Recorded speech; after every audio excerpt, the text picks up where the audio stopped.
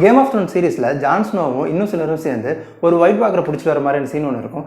இந்த சீனை எப்படி எடுத்திருப்பாங்கன்னு நீங்கள் யோசிச்சிருக்கீங்களா? அப்படி யோசிச்சிருந்தா இந்த வீடியோ உங்களுக்காக தான். நான் ராஜா, வாங்க வீடியோக்குள்ளே போகலாம்.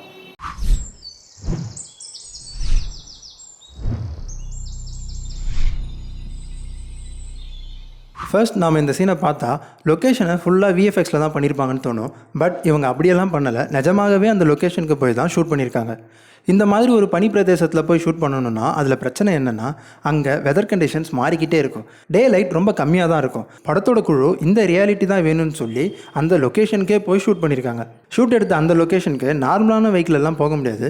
பெரிய பெரிய சைஸ் ஜீப்பில் தான் போக முடியும். ஷூட் ஃபுல்லாக முடிகிற வரைக்கும் டெக்னிக்கல் க்ரூ எல்லாம் அந்த மலையோட அடிவாரத்தில் தான் தங்குவாங்க. அதுவும் நைட்டு ஃபுல்லாக அங்கேயே தான் இருப்பாங்க. ஒவ்வொரு நாளும் கேஸ்ட் அண்ட் க்ரூ வரும்போது அவங்களுக்கு தேவையான எல்லா எக்யூப்மெண்ட்டையும் ரெடி பண்ணி வச்சுருப்பாங்க.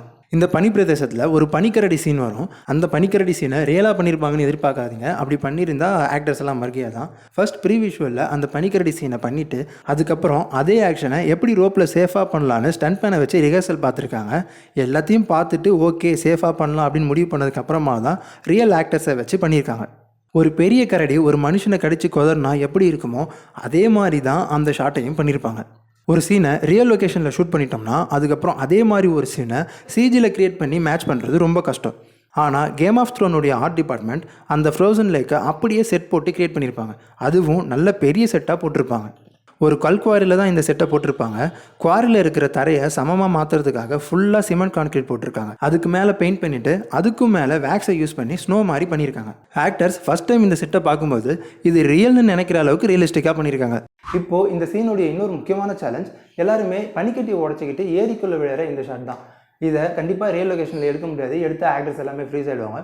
ஸோ இதை செட் போட்டு மோஷன் கண்ட்ரோல் யூஸ் பண்ணி தான் எடுத்திருக்காங்க. மோஷன் கண்ட்ரோல் அப்படின்னா ஒரு கேமரா மூமெண்ட்டை ஒரே மாதிரி எத்தனை தடவை வேணாலும் பண்ணலாம். ஜென்ரலாக மனுஷங்களால் ஒரு தடவை பண்ண மூமெண்ட்டை திரும்ப எக்ஸாக்டாக அதே மாதிரி பண்ண முடியாது. ஏரிக்குள்ளே விழுற சீனை செட் போட்டு அந்த செட்டில் தான் எடுத்திருக்காங்க. ஒரு ஷாட்டில் நிறைய பேர் தண்ணிக்குள்ளே விழுற மாதிரி காட்டுவாங்க. செட் போடுறப்போ அந்த மாதிரி எல்லாரையும் ஒரே சமயத்தில் விழ வச்சு எடுக்க முடியாது. ஸோ கொஞ்சம் பேரை விழ வச்சு தனித்தனி டேக்காக எடுத்து அதுக்கப்புறம் அதை போஸ்ட்டில் ஒரே ஷாட்டாக மேட்ச் பண்ணிடுவாங்க. ஃப்ரோசன் லேக்கில் கடைசியாக டிராகன் மேலே எல்லோரும் ஏறுற மாதிரி ஒரு ஷாட் வரும்.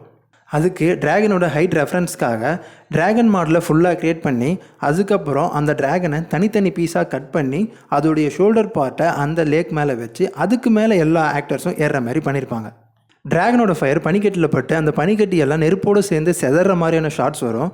அதை க்ரியேட் பண்ணுறதுக்காக நிறைய ஐஸ் கட்டியை லைனாக வெடிக்க வச்சு அதை ஷூட் பண்ணி அந்த ஷாட்டை போஸ்ட்டில் யூஸ் பண்ணியிருக்காங்க. இதில் வர டிராகன் ஃபயருமே சிஜி கிடையாது. அந்த ஃபயருமே அதே ஷேப்பில் க்ரியேட் பண்ணி அதுக்கப்புறம் தான் அதை போஸ்ட்டில் மேட்ச் பண்ணியிருக்காங்க. ஓகே ஃப்ரெண்ட்ஸ், இந்த வீடியோ உங்களுக்கு பிடிச்சிருக்குன்னு நினைக்கிறேன். இதே மாதிரி வேறு எந்த படத்துக்கு நான் வீடியோ பண்ண நினச்சிங்கன்னா அந்த படத்தோட பேரை கமெண்ட் பண்ணுங்கள். அப்படியே லைக், ஷேர் அண்ட் சப்ஸ்கிரைப் பண்ணுங்கள். தேங்க்யூ.